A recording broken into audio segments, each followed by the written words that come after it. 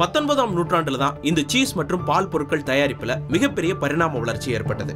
நுண்ணுயிரியலின் தந்தை என்ற பெருமை கொண்ட பிரான்சை சேர்ந்த லூயிஸ் பாஸ்டர் தான் பேதி நொதித்தல் நிகழ்வு நடக்கும் போது அதில் நுண் உயிரிகளின் பங்கு இருப்பதை கண்டுபிடித்தார். கறந்த பாலையோ சுத்தமான கள்ளையோ நீண்ட காலத்துக்கு பாதுகாத்து வைக்கிறது எப்படி அப்படின்னு தெரியாம காலமாக எல்லாரும் தவிச்சுக்கிட்டு இருந்தாங்க.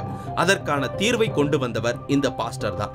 பாலை குறிப்பிட்ட வெப்பத்தில் சூடாக்குவதால் அதில் உள்ள நுண் உயிரிகளை அழிக்கலாம், அதே சமயம் மற்ற ஊட்டச்சத்துக்கள் குறையாமல் பார்த்து கொள்ளலாம். இப்படி செஞ்சா பால் எளிதில் கெட்டு போகாதுன்னு பாஸ்டர் கண்டறிந்தார். இந்த முறைக்கு அவர் பெயரே வைக்கப்பட்டது, பாஸ்சுரைசேஷன். இதற்கு பிறகு சீஸ் தயாரிப்புல பெரும் மாற்றங்கள் நிகழ்ந்ததுன்னு சொல்லலாம். எளிதில் கெட்டு போகாத சீஸ் நாடு விட்டு நாடு, கண்டம் விட்டு கண்டம் பயணம் செய்ய ஆரம்பிச்சது.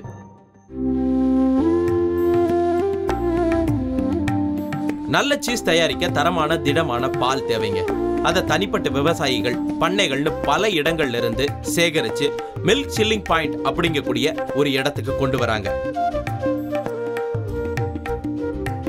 அங்க பாலின் தரத்தை சோதிச்சு பார்த்து அதை 2 டிகிரி செல்சியஸ்ல குளிர்விக்கிறாங்க.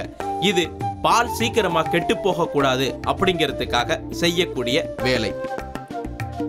பிறகு சில்டு டேங்கர் லாரி மூலமாக இந்த குளிரூட்டப்பட்ட பால் குளிர் பதத்திலேயே சீஸ் செய்யும் கம்பெனிகளுக்கு கொண்டு வரப்படுது.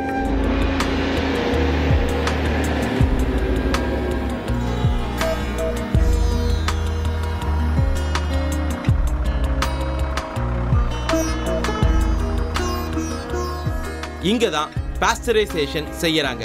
அதாவது பாஸ்டரைசேஷன் மூலமாக பாலில் உள்ள பாக்டீரியாக்கள் அழிக்கப்படுது. சீஸ் தயாரிக்கிறதுக்கு 72 டிகிரி வெப்பநிலையில இந்த பாஸ்டரைசேஷன் செய்யறாங்க. இந்த பால் தான் சீஸ் செய்யும் அடுத்த கட்டத்துக்கு அனுப்பப்படுது. 1000 லிட்டர் கொள்ளளவு கொண்ட ஒரு பெரிய ட்ரேயில இதை ஊத்தி கலக்கிறாங்க. இங்க இருந்துதான் சீஸ் செய்யும் வேலை தொடங்குது. பாக்டீரியாக்கள் முற்றிலும் நீக்கப்பட்ட பாலை 32 டிகிரி வெப்ப அளவுக்கு கொண்டு வராங்க. அதற்கு அடுத்தது அதுல கால்சியம் குளோரைட் மற்றும் மொசரெல்லா சீஸ் கல்ச்சரை அதுல கலக்கிறாங்க. ஒவ்வொரு வகையான சீஸுக்கும் வெவ்வேறு விதமான கல்ச்சர்கள் இருக்குதா. கால்சியம் குளோரைட் சீஸுக்கு தேவையான பதத்தை பால்ல உருவாக்குது. இந்த கலவையை அரை மணி நேரத்திலிருந்து 1 மணி நேரம் வரைக்கும் அப்படியே வச்சிருக்காங்க.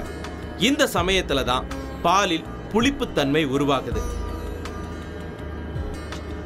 பாலை அடுத்த கட்டத்துக்கு கொண்டு செல்ல தேவையான அமிலத்தன்மை அதில் உருவாயிருக்கா அப்படின்னு சோதிச்சு பார்க்கறாங்க. அது எப்படி தெரியும்னா, பாலின் pH அளவு குறைய தொடங்குவதுதான் அதனுடைய அறிகுறி. அதாவது முதல்ல பாலினுடைய pH அளவு 6.6 இருந்துச்சு. அது 6.5 6.4 குறைஞ்சிருக்கணும். அப்பதான் கலக்கப்பட்ட சீஸ் கல்ச்சர் மற்றும் இதர கலவைகளும் நல்ல வேலை செஞ்சிருக்குன்னு அர்த்தமா. இதையும் செக் பண்றாங்க. இதற்கு அடுத்தது என்சைம் மிக்சிங். அதாவது பாலை தயிராக உருவாக்க தேவையான நொதிகளை அந்த பால்ல சேர்க்கறாங்க. 20 முதல் 25 நிமிடம் வரை அந்த கலவையை அப்படியே செட்டாக விடுறாங்க. அதற்கு பிறகுதான் அந்த பால் தயிராக மாறுது. தயிரினுடைய பதத்தை சோதிச்சு பார்க்கறாங்க.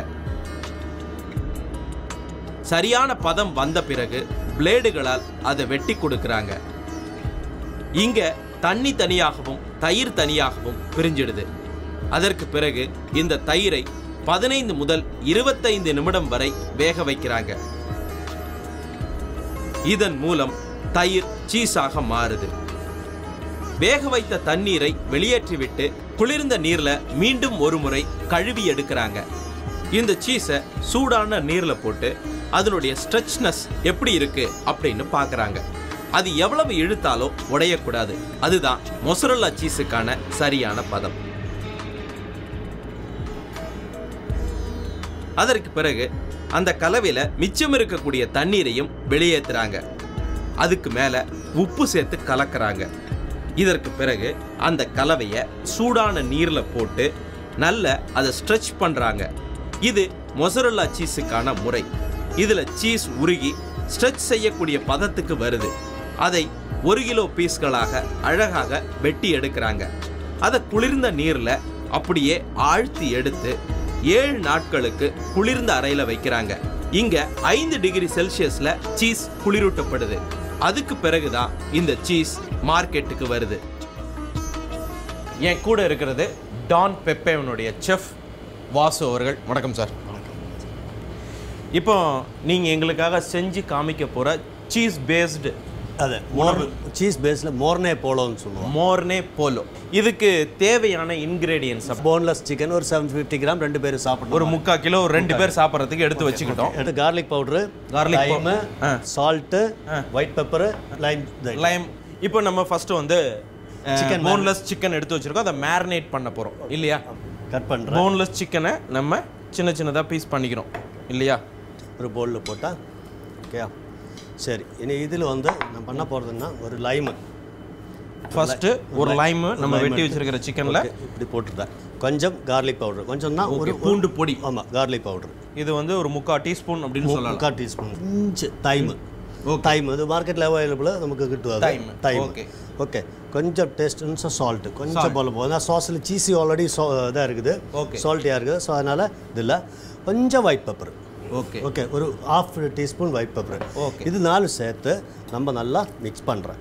கொஞ்சம் ஒலிவ் ஆயில், ஒரு டேபிள் ஸ்பூன் ஒலிவ் ஆயில். ஓகேயா? ஓகே. இது இப்படி பண்ணி இது இப்படி வச்சுக்கணும். நம்ம ஒரு 2 ஹவர் இப்படி ஊற வைக்குவோம். ஓகே. நாமளும் ஒரு 2 ஹவர்ஸ் வெயிட் பண்ணலாமா?